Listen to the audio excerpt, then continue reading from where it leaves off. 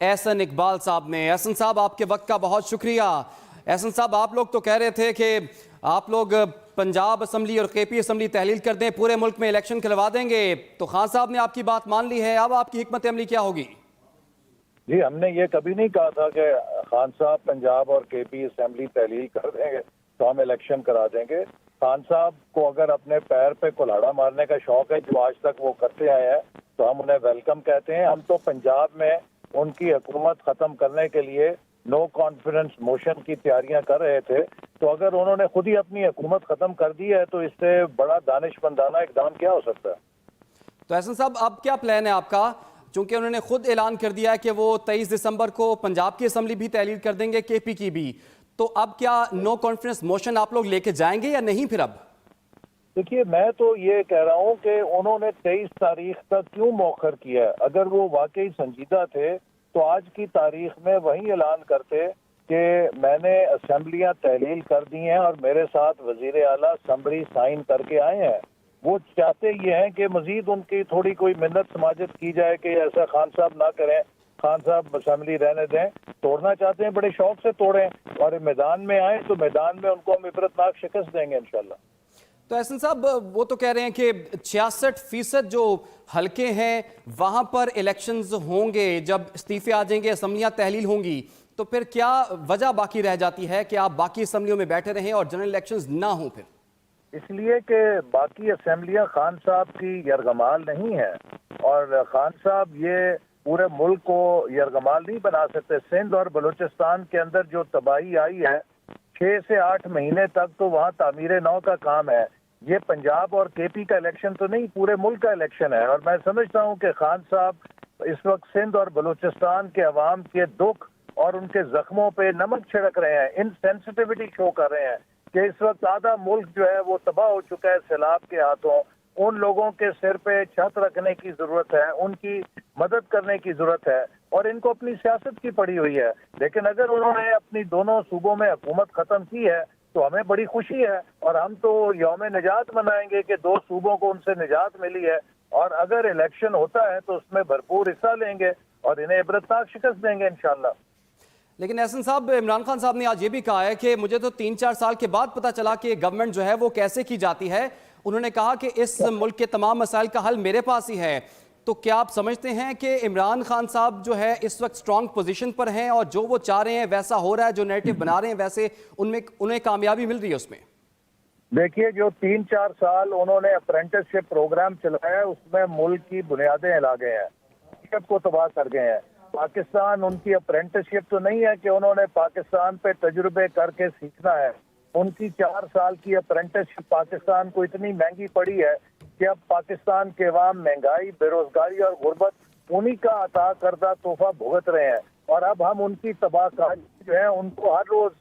برمت کر رہے ہیں۔ تو اس لیے اب ایک مزید ان کو دور دے کے جو ملک میں بچا کچا سرمایہ ہے، جو ملک کے اندر کچھ بچی ہوئی معیشت ہے، اس کو مزید تباہ کرنے کا چانس تو کوئی بھی نہیں لے سکتا۔ خان صاحب نے 4 سالوں میں ثابت کیا ہے،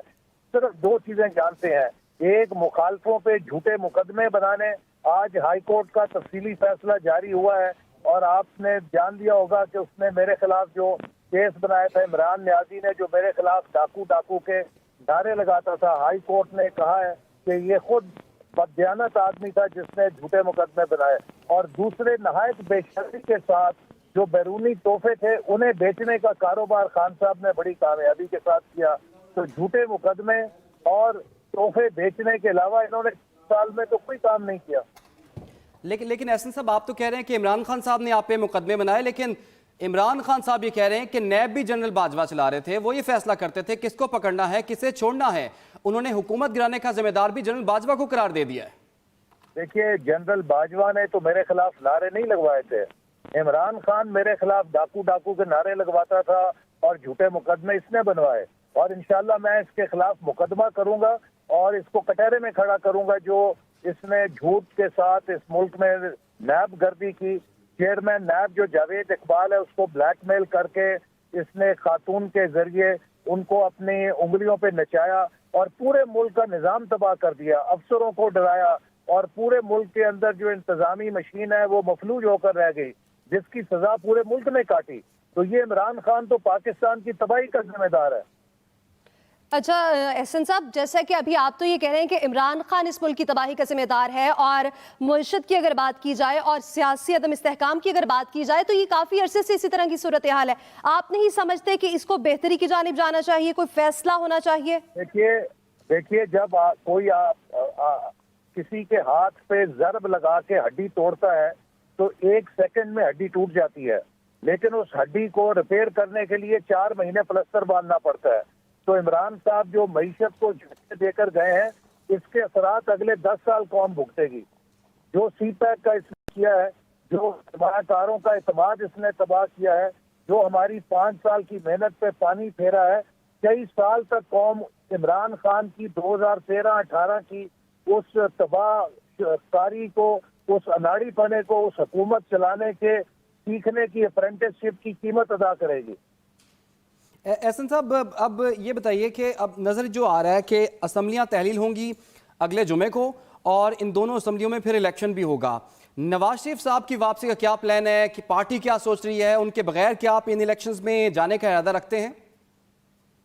جی، نواز شریف صاحب ضرور انشاءاللہ الیکشن سے پہلے وطن واپس آئیں گے، اگلے الیکشن میں پارٹی کی انتخابی مہم کی قیادت کریں گے، اور جیسے تمام مقدمات کا جھوٹ سامنے آ چکا ہے، اور نواز شریف صاحب کے خلاف بھی جو انتقامی کارروائیاں کی گئیں ان کا جھوٹ بھی قوم کے سامنے آ چکا ہے، اور انشاءاللہ وہ بھی سرخرو ہوں گے، اور قوم کو پتہ لگ گیا ہے کہ کیا ناٹک 2018 میں اس کے ساتھ کھیلا گیا، کس طریقے سے عمران خان کو قوم پہ مسلط کیا گیا، اور اس ایک تجربے کی قیمت قوم نے کتنی بھاری ادا کی ہے۔ بالکل ایسا ہی ہے، قوم نے تو واقعی بھاری قیمت ادا کی ہے۔ احسن صاحب، آپ یہ نہیں سمجھتے کہ ملک اس وقت جس عدم استحکام کا شکار ہے اس کو بہتری کی جانب جانا چاہیے؟